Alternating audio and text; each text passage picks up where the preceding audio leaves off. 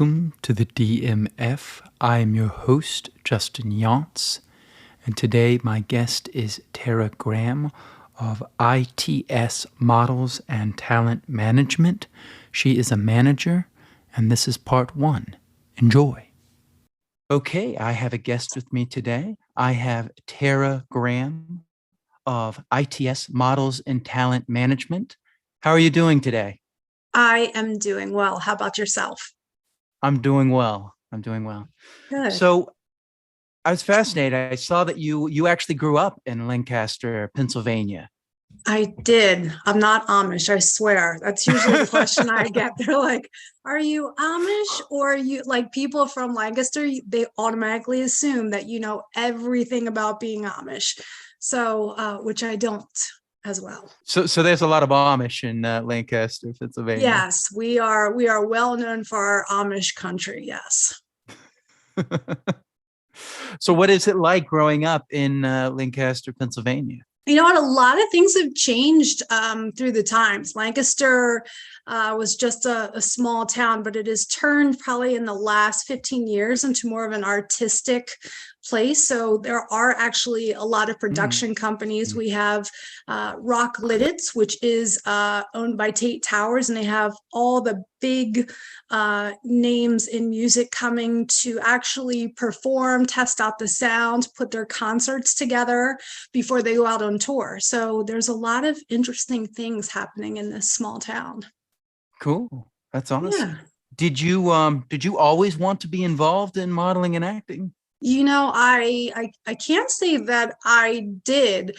I was when I bought this company, I was actually in school for nursing and Really? was just getting ready to get into the clinical parts of it and had the opportunity to buy this company and thought, let me try it out. So here I am. That was 2004. Yeah, I saw that. Wow. So Yeah. that's a long time. So you had no modeling experience before that? I did. I actually was interested in modeling and started in my teens getting interested in modeling, and then in my 20s, I went to a different agency in Pennsylvania, and they signed me and started doing that. But I was when I was 15 and I started looking into what modeling agencies are out there, how could I get involved? And a girl actually attacked me with a razor blade. So there wasn't that, touching or photoshopping that would do such things. So she ended up Wow. cutting my face, my neck, and my back. So that kind of put everything on hold. And then, Wow. yeah, right? Yeah. Wow, that's intense. Yeah, I can understand that. Yeah. So Yeah. that'll put it That'll in there. Yeah, right. That'll stop it. But then I ended up getting in my 20s, I started with this agency, and it was more of like a promotional modeling, doing some print work locally, and got involved with them and helping them actually with their models and their schooling. And then through that, I met some independent filmmakers down in the Maryland, DC area. And then they would hire me to help them with their actors and be on set and coaching. So it just kind of turned into where Yeah. I'm at now. So right time, right place with everything. So you would do coaching on set. Yes, Cool. Can you talk a little bit about that experience? sure. It was, up and coming or starting filmmakers and different actresses that had talent but were never on set before. So it was more about set etiquette, Mm, helping them be a little more natural, blocking. So it was helping that way, making sure paperwork was done and, kind of, I guess, in a way, producing a little bit too. yeah. So you take over. So this was an existing agency that you took over Right. from them. In 2000, a Mm, lady who went to school in California who lived in Lancaster named Lori, she opened up the company in 2000. And just a weird turn of events when I was helping this other agency in the area, actually in Harrisburg, I kind of got a little I was in this time in my life where I was like, you know what, I can be anything I want to be. And I was Yeah. very confident, almost little cocky, I would say. And I like back then you didn't have internet. So I wrote this long letter on why she should hire me and what I could bring to her company. And we ended up meeting and talking for hours. And she hired me as a talent manager. And then I ended up buying her out a year later. Kind of what led to the buyout? You just thought, She wanted to get out of the business because she was having kids, she was hmm, married, and I don't think it was going the way that she wanted it to. So, and like I said earlier, it was either nursing or hey, you know what, I really love doing this, let me see what I can do. And thanks to my dad, he said, look, you know, schooling will always be there, an opportunity to buy a business may not always come, so why don't you see what happens, and if it doesn't work you can go back to school. And yeah, we yeah, are. good way of looking at it.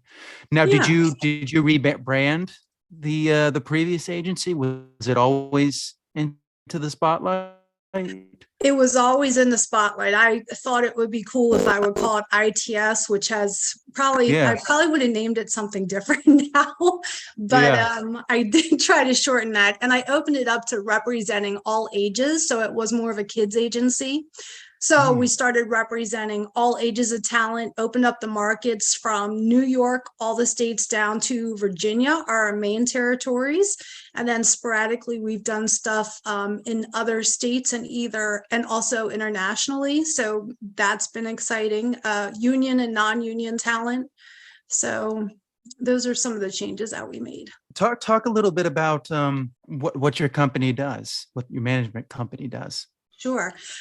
Well, we represent people. I would say our youngest person, she is 18 months. And then our oldest person who is union is 88 years old.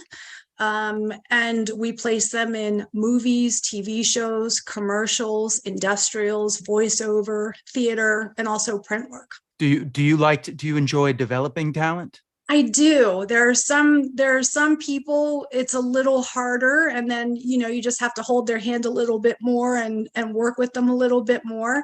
And then some people get it, and then some people we represent, they're there. They just need that, that Hmm. one shot. Yeah. Do you find that that's a lack of information? Why sometimes it's difficult? I think that I think there are several things. I think one of the things people think it's a lot easier, and I mean, it's like it's Of not that course, of easy. course, of Yeah, course. right. Yeah, they think, Yes. oh, I'm represented now. Everything's going to come to me. I'm going No. to book all this work. And when I get on the set, all I have to do is be myself and show up, and everyone's going to be happy. And there's so much more than that. So there's that people don't get. And then also, we always stress the importance of how marketing and branding yourself comes into play, where you are actually your own business. So it's not only me representing you and you Yeah. representing me, but we have to build you as your own company. So that can be a little scary for people, but we find that really important. Why do you think it's so hard for actors and models to kind of accept that like that they're in this too with the branding? I don't think they see it as well, to me, it's a Yeah. business. To other people, and you know what? There are people that do it as a hobby and they want to have fun and they think it's fun and they think it comes easy. So I think that business ends of it, sometimes they don't understand that or don't understand the importance of it. So I mean, right now we just got a job in where it's a great job, but you have to have they wanted, I think, 50,000 to 1 million followers on Yeah. whatever social platform, and that comes into the business end of it. So it's not Yeah. only me marketing you and pushing you out and cheerleading you on, but people also have to do their part too. So even to the point where it's getting good headshots, Yeah. so that's hard for people to understand, that they have to get training, invest in themselves, invest in pictures in order to come out on the other side and get what they really want and booking Do the you jobs. do you find that when do you find a lot of actors and models when they come in with their headshots that doesn't look like them? Back in the day when it was like the old school black and white pictures, and you would go to the photographer and they would like airbrush you and photo touch and do Yeah. all of this stuff, I would be like, oh my gosh, like, who are you again? And it doesn't look anything like them. Yeah. But with a quick, if you can kind of see if it's too, if it's too retouched, and then you can jump on social media somewhere and find them and go, that's not what they Yeah. look like. So you can do that easily now. But Yeah. I think more people are getting away from that. I think on our ends, or what I see Mm. anyway, I think people are starting to do that. But they'll also go to like bad photographers or say, "Oh, I know a friend whose cousin did this, and they have a Yeah. camera, so we're going out on a sunny day and doing getting these pictures. Will these work?" And I'm like, "Oh my gosh." Like, you're out of focus. Yeah, but the tree Like we behind can't do you looks anything with this. amazing. Yeah, Yeah, right. you look really good. I mean, if we're selling the tree, yeah, well, this is Yeah, perfect. right, If right. you want, just show up with a headshot, it's just a giant tree. I know. I know. Oh my gosh, they're Yeah. funny. Those ones are good. Yeah. What do you think is the biggest misconception about kind of what you do that actors and models kind of just don't understand? I think that one thing is we're not the ones that cast people. So I think a lot of people might confuse us what casting directors do and what we do. We don't have the final say, but like I said, we cheerlead and push you for the roles that we think you're right for or know that you're. And then I think the other problem is too, is like I said earlier, there's a little work, or there's work that needs to go into it on the models and the actors end, where Yeah. with the way that things are running now, every project that we work on, every client's different. They want things labeled a certain way, they want pictures taken, they want your slate to be a certain way.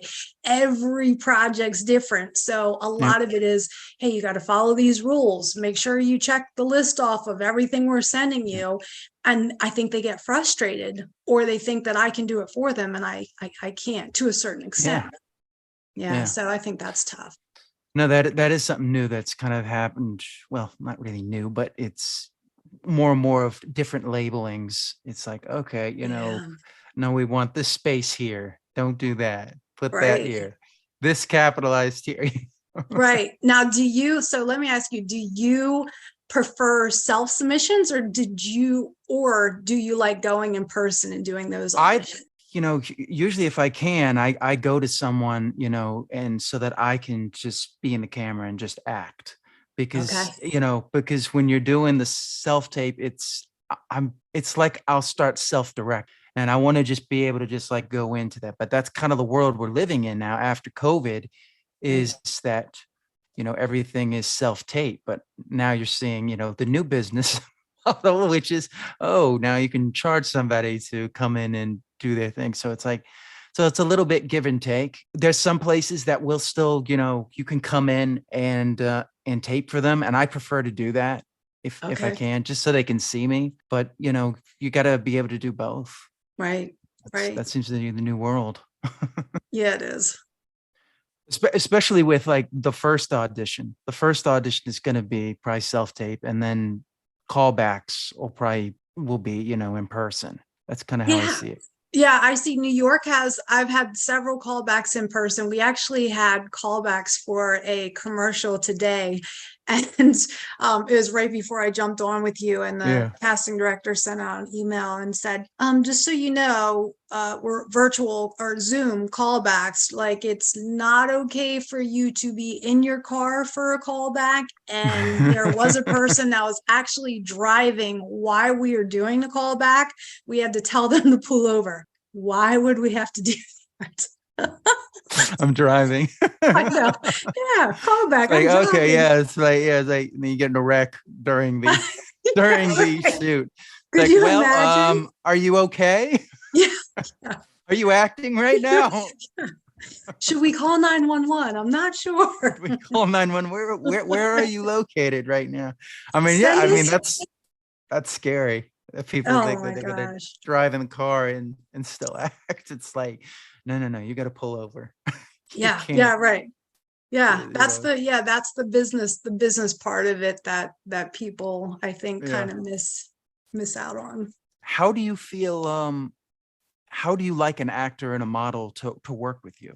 I think I like to get to know people. So I do Mm. like, what we do develop people and I do enjoy that process. And I like getting to know people because I think that's important. I think that's Yeah, actually missing in the world today out of not only this industry, but, everywhere.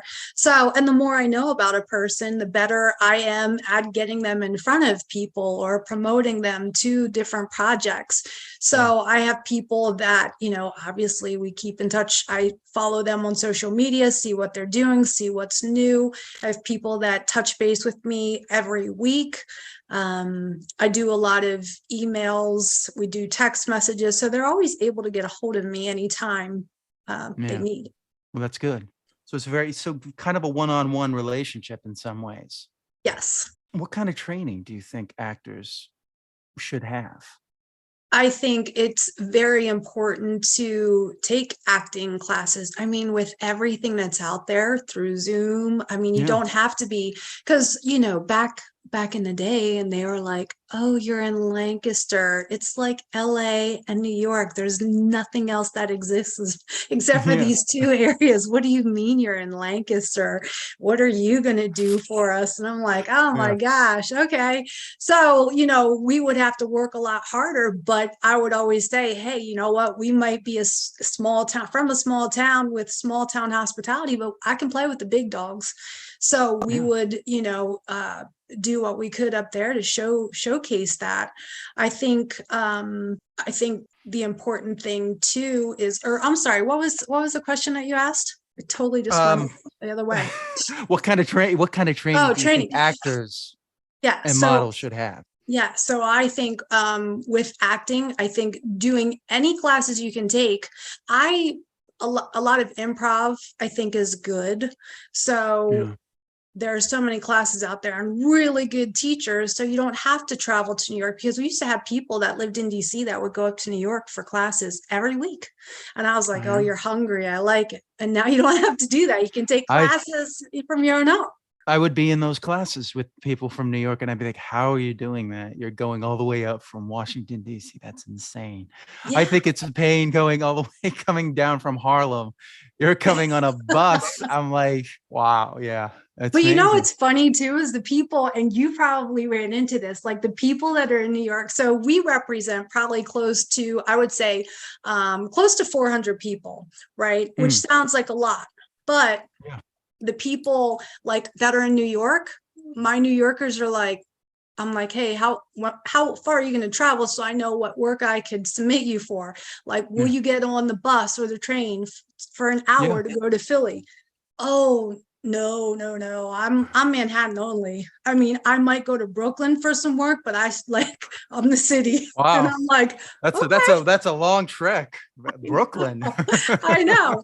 So I'm like, okay, so there are people, and it's funny, my New York people, they won't travel, but they don't have cars. A lot of them won't have cars. Yeah, well, Yeah, that's part of the problem. You know, yeah. It's too expensive. they don't have in New York. Yes, I mean Yeah, you just spend it all on parking. exactly. Yeah, that's crazy. Yeah. So, So how do you maintain a one-on-one relationship with 400 people? Talk well, about maintaining.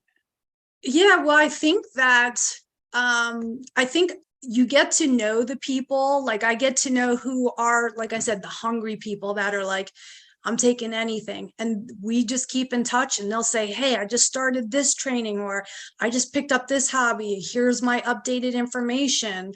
Or, like I said, social media, I reach out to them every Tuesday with Tuesday tips on what's going on. They'll let me know what things are going on in their lives. And then I have people that are, they're students, they only work in the summer. There's a couple teachers I represent that only work in the summers. And then, Yeah. with when it comes to babies, a lot of stuff we do print work for them locally. So Yeah. like we keep up to date It'd be with hard their to put them in pictures. a acting class. Oh yeah, If right. you Yeah, know. but it's funny, like some of the auditions that they do for babies is interesting. The self submissions are interesting now too. That's scary. That's scary. It's be like, It okay, the is. baby's not, Yeah. can you look at it? It's like, it's a baby. Yeah. What else can I do? It's like an animal, It's like, what are you Yeah. going to, Give it a treat across the floor so we can see it scoot. That's about it. Yeah, that's about all you can do. Talk a little bit about the modeling side. How do you like them to work in tandem? Do you have models that only work in modeling and actors that only work in acting, or do you kind of push both? If someone is a good commercial model, we'll see if they're interested in doing both. And Mhm. usually the people we represent say, yeah, we will do that, or we've done that, or we're open to that. And then we have a couple high fashion models that are gorgeous, but the acting thing really isn't for Yeah, them, except we've had some models that'll do Revlon commercials. There are yeah, music videos, or even some movies where it's background and they need the runway, or good yeah, looking models. So yeah. sometimes it goes hand in hand. When it comes to training for models, the first thing I will start off on is, hey, you have phones now, you have computers now, look through ads, figure out what poses work, what angles work, take pictures, bring it up, Yeah. and start. And everyone loves taking pictures of themselves, so they have no problem doing it. But Yeah. they should have memorized different poses, emotions, so they kind of work through that way as well. Will you teach them this? Do you have classes where you work with them on? We do. We have development classes that we do. All our classes are optional. We have one-on-one coaching that we'll do. I usually have parents or very new people come to like the business of it, so they know what to expect Mhm. before we throw them, into the industry. So they'll come to that and learn, the black and white part of it. So yeah, modeling wise, it's a little hard to do over Zoom, but I Mhm. think I think that'll eventually, I don't know if we're gonna get back into doing more in person type teaching or Yeah. not. Yeah. Oh, so a lot of this is being taught through Zoom. Right. Okay. So it's just okay. Yeah, that's gonna be kind of hard unless they have a long runway. Yeah, right, right. Do you have a runway in your home? Oh yeah, sure. It doesn't look Yeah, like a well, you runway. know what I tell them to do? I'm like, throw some tape down on the floor and just start walking that line. Go Yeah, walk on the curb a exactly. little while like a kid and see if you can stay on it. Yeah. And high heels. Yeah, right. Try that. Yeah. So do you have a team around you or is it mainly you? Yeah, well, it's me. So a lot of people deal with me. I have Mary who helps to actually, we represent Mary, and she also has gone to school for acting, and she coaches some. And then there's actually two producers that are also actors, one from LA, one from New York. So they're Yeah. on team with us too. Yeah. That's cool. That's cool. Where do you see the company going? Do you want to have more like locations? Do you want to be more or do you like being located in Lancaster, Pennsylvania? I think if you would have asked me that probably years ago, I would say I definitely have to move in order to keep Yeah. things the way, or get things to where I want Yeah. them to be. But I don't think that that's the case. And I think I knew Yeah. that when I first bought the company, that was going to be a little harder than being in areas. But Philadelphia has a ton of stuff going on. Pittsburgh has a ton of stuff going on. And where we're located, we're only 3 hours from Manhattan, an hour Yeah. to Philly. There's a lot of stuff in Richmond. We are like 5 hours from Richmond, but it's not where I'm located. It's where the talent are able Yeah. to work, willing to travel. So that's important. I mean, that's something that's been great about COVID is it's shown that you don't need to live in New York.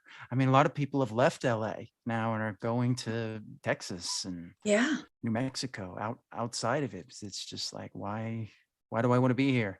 It's Yeah. crowded, Yeah. Exactly. Yeah. Or even the people I know, they've moved to Jersey City. So it's right. And Jersey is Yeah. like, there's a ton of stuff going on in New Jersey and coming to Yeah. New Jersey. So it's great for us because you don't have to be in New York, or LA if you want to work. Yeah, exactly. You don't have to just be in this crammed in city, it's like, Yeah. with a bunch of other roommates. Yes, right. There are some projects like we're just working on a project and they want strictly like New York. Must be from New York. We don't want any will work as locals, like have to be real New Yeah. Yorkers. So there are still some of those projects that we get in, but I'm sure we'll see that. Do you find when you get those submissions like that, where it's like, we only want people in New York, do you still try and submit people that, like, if they're not, I mean, say they're willing to work as a local, would you still push them in there, or would you only? No, if it specifically says must live in New York, I'll only send that because it would Yeah, make me look bad, and then no, my absolutely, talent yeah. would lose out on that. But for the people that will work as locals, we'll send anyone, and I will make sure that they put in their slate or in the note that we send with them, like, hey, some people have family in New York, some people, obviously don't have a problem traveling to whatever location. So we'll put a note in there Yeah. just to ease them a little bit to let them know it's okay. What made you get into podcasting? What was The pandemic happened, and I okay? was looking around, and I was like, I wasn't seeing a lot of questions being asked from the actor's perspective. I mean, I would see, actors being interviewed, but I didn't see, people in the industry that are like, the casting directors, the agents, the people that are kind of in some ways running that, Right. being talked to. So I saw that opening, and I was like, I mean, at first I just started, just talking to myself, and I was like, this is not fun. It's like, how many times can I say, well, the movie was good that I saw. It's really an interesting film. It's like, okay, great. Do you have a beginning of the day routine? Well, I just got a new puppy Oh, really? yeah, it'll be 3 weeks on Friday. So that routine is drastically changed to I'm up at 12 a.m., 3 a.m., and Oh, 5 no. a.m. And then I put my daughter on the bus and head to work. But I'm usually working at 5 or 6 because all the submissions are usually due before Yeah. 10. So I like getting them out there. And Yeah. then I go to the office and work all day, come home, do some more work because this industry doesn't really sleep at all. No, it doesn't. At It doesn't. all. It takes a Yeah. certain temperament to be, especially where you are in that area, because yeah, it doesn't Now, sleep. no, not at all.